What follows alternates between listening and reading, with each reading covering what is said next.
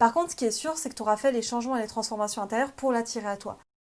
Donc évidemment que j'ai pas payé pour la chose que je voulais recevoir, par contre j'ai payé pour la chose que j'avais besoin d'entendre à ce moment-là.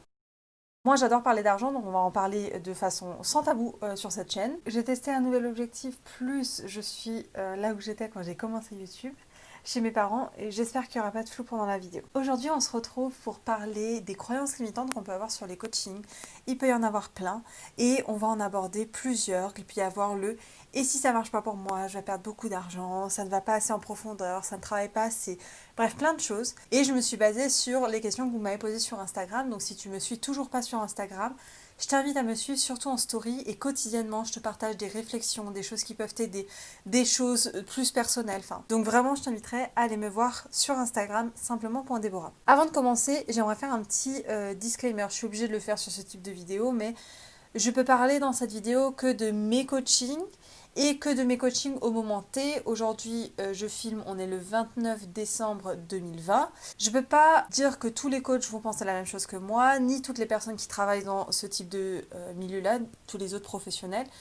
Je peux pas, c'est mon avis, la seule entreprise que je connais réellement, bah, c'est la mienne. Et vu que je suis quelqu'un qui me remet beaucoup en question et qui me transforme beaucoup, il y a de grandes chances que même on se retrouve dans 2 mois, 6 mois ou 1 an, je sais pas, j'ai évolué sur certaines autres questions, donc c'est un point pour aujourd'hui. Je ne peux pas parler au nom de tous les coachs, au nom de tous les professionnels dans ce milieu-là, même les gens qui font des métiers similaires, parce qu'en fait, ce serait généralisé. Ça dépend tellement en fait des individus avec qui tu vas aller, de l'entreprise dans laquelle tu vas aller, que ça paraît en fait impossible de généraliser.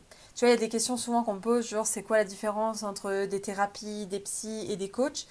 Et en vrai, à chaque fois j'ai envie de dire, mais je peux que répondre pour moi. Je peux pas répondre dans les autres entreprises, je peux pas répondre pour les autres psys, je peux pas généraliser parce qu'en fait il y a trop de choses différentes, il y a autant d'entreprises différentes que d'individus. J'ai vu de tout dans ce milieu-là, j'ai vu des bons coachs en autodidacte, j'ai vu des bons coachs avec des certifications, j'ai vu des mauvais coachs avec des certifications, j'ai eu des mauvais coachs en autodidacte, j'ai vu d'autres types de spécialistes qui étaient mauvais dans ce qu'ils faisaient, d'autres qui étaient bons dans ce qu'ils faisaient. Bref, j'ai vu de plein de choses et encore une fois, ça va dépendre de mon point de vue. Ce que moi je qualifie comme bon n'est peut-être pas ce que toi tu qualifies comme bon. Et il y a certains moments où je vais peut-être parler aussi de moi. J'ai pas juste envie de me positionner en tant que coach dans cette vidéo. Je vais aussi donner de mes idées à moi.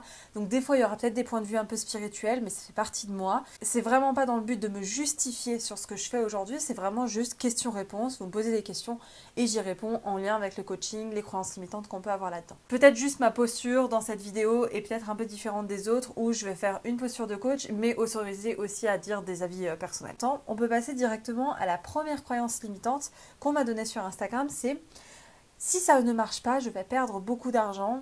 Je précise que aujourd'hui, si tu ne sais pas qui je suis et ce que je fais, je m'appelle Deborah Campaya.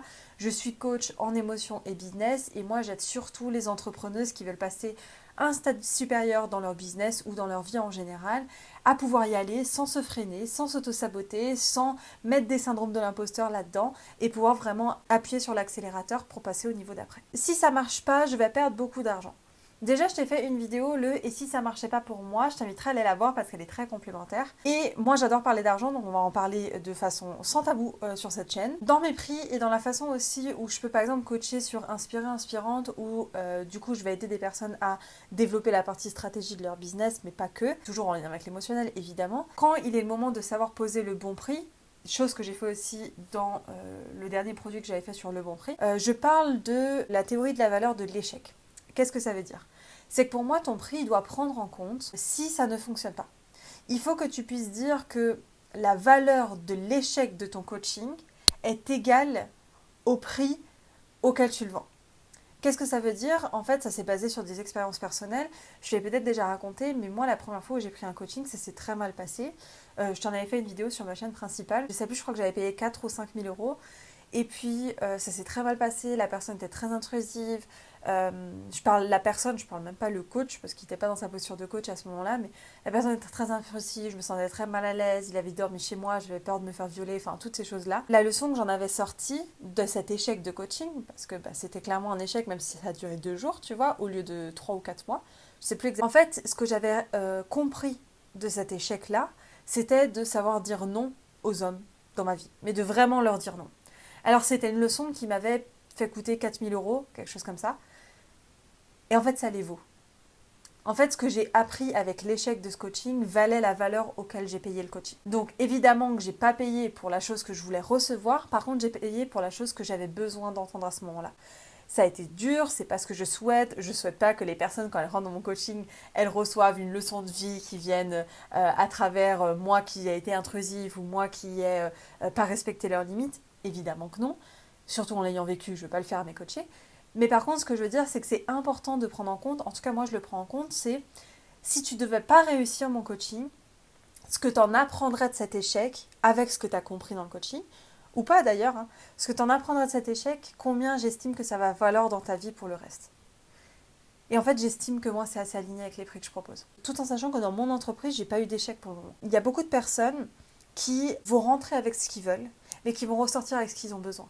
Et pour moi, c'est beaucoup plus important de te donner ce que tu as besoin plutôt que ce que tu veux, même si, clairement, la majorité du temps, ça va se réaligner, tu vois. Mais en fait, ce que tu as besoin vaut beaucoup plus que ce que tu veux. Et donc, c'est pour ça aussi que, en général, j'ai des résultats plus hauts que ce que la personne s'attendait à avoir, et peut-être sur d'autres domaines plus bas que ce qu'elle s'attendait à avoir, mais parce qu'en fait, elle s'est rendue compte pendant le coaching que sur ces autres domaines, elle s'en foutait d'avoir des résultats, et que c'était pas important pour elle.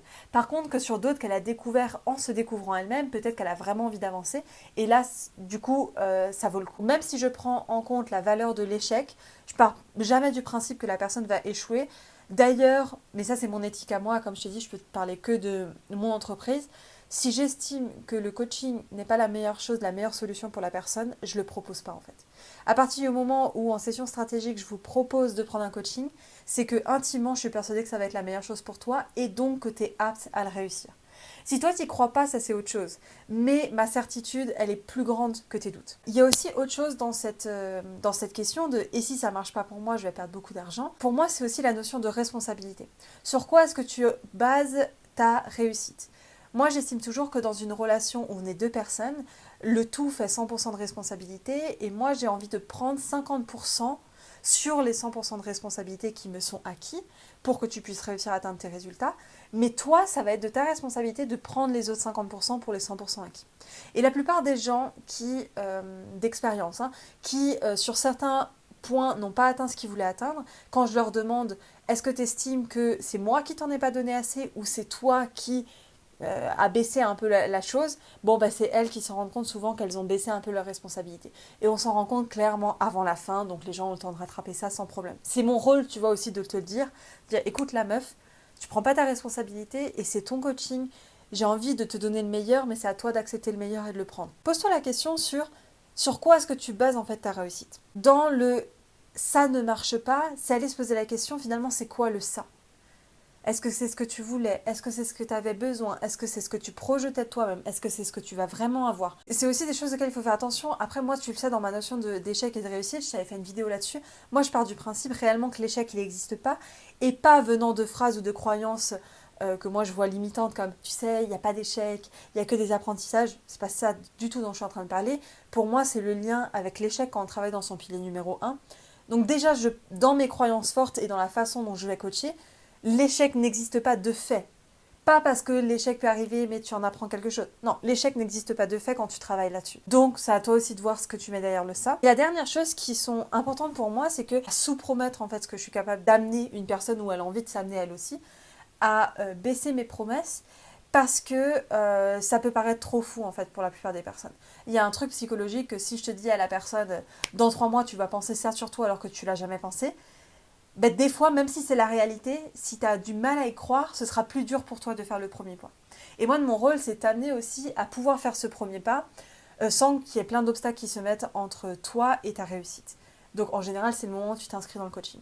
Et donc, des fois, je vais sous-promettre en fait ce que tu vas être capable d'atteindre. Pas parce que je pense pas que tu vas atteindre juste ça, mais parce qu'en fait, sinon, tu vas pas croire que c'est possible. Bon, c'est pas mon but, tu vois. Si je te dis... C'est un exemple. Si je te dis que là, tu as un 7 sur 20 à tous tes contrôles et que à la fin du coaching, tu vas avoir un 15 sur 20 à tous tes contrôles, tu vas dire oui, c'est possible, je crois c'est en moi, donc je peux faire le premier pas de prendre ma prof particulière. C'est une métaphore. Mais si je te dis que tu vas avoir 20 sur 20 à tous tes contrôles, peut-être même si c'était vrai, et ça le sera vrai quand tu rentreras dans le coaching, ça pourra devenir pour toi une objection, donc un obstacle à ce que tu prennes le coaching parce que ça te paraîtra trop fou. Donc moi j'ai tendance des fois à sous-promettre, tant mieux hein, parce que moi tu ressortiras avec plein de belles choses que tu t'attendais pas à voir, mais il y a aussi, par contre ça j'y fais attention, à essayer de promettre le moins possible des choses qui ne sont pas en notre contrôle. Typiquement des choses qui sont en contrôle de l'univers. Si je te dis que tu vas travailler sur ton pilier numéro 1, admettons d'en redevenir soi, ou que tu vas travailler sur une partie plus stratégique dans ton business de redevenir soi. Ni toi ni moi, on va contrôler par exemple les rentrées d'argent que tu vas avoir. Alors je peux t'assurer que ça aura un impact parce que vu que tu vas créer à travers ce pilier numéro 1 qui va vraiment avoir un impact d'abondance à l'extérieur, évidemment que ça aura un impact plus ou moins court ou long terme, tu vois. Mais si je te dis, tu vas faire 10 000 euros le premier mois, 15 000 euros le deuxième mois et 30 000 euros le troisième mois, j'en ai aucune idée. Peut-être que tu feras 60 000, peut-être que tu en feras 5 000. Mais par contre, ce que je suis sûre, c'est ce que tu vas changer et transformer à l'intérieur de toi te permettra de faire ça dans ta vie. Le quand, en fait, c'est pas trop moi qui le dirige, c'est aussi tes futurs clients, c'est aussi l'univers, c'est aussi les obstacles d'abondance que tu vas te mettre dans ta vie. C'est un exemple l'argent, mais il y en a plein d'autres. Typiquement, si je prends les relations amoureuses, être prête à la fin du coaching à attirer à toi l'homme de ta vie ne va pas dire que tu vas l'attirer pendant le coaching.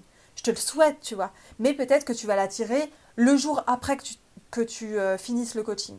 Par contre, ce qui est sûr, c'est que tu auras fait les changements et les transformations intérieures pour l'attirer à toi. Mais je ne vais pas te promettre le quand sur des choses que je ne maîtrise pas et qui ne sont ni en ma position ni en ta position, qui sont en la position de l'univers. Parce que pour moi, je ne suis pas Dieu en fait. Tout simplement. Voilà, on a passé déjà beaucoup de temps sur une question. On fera certainement 2 vidéos. On va passer sur la deuxième question qui est: ça ne va pas en profondeur, ça ne travaille rien d'important.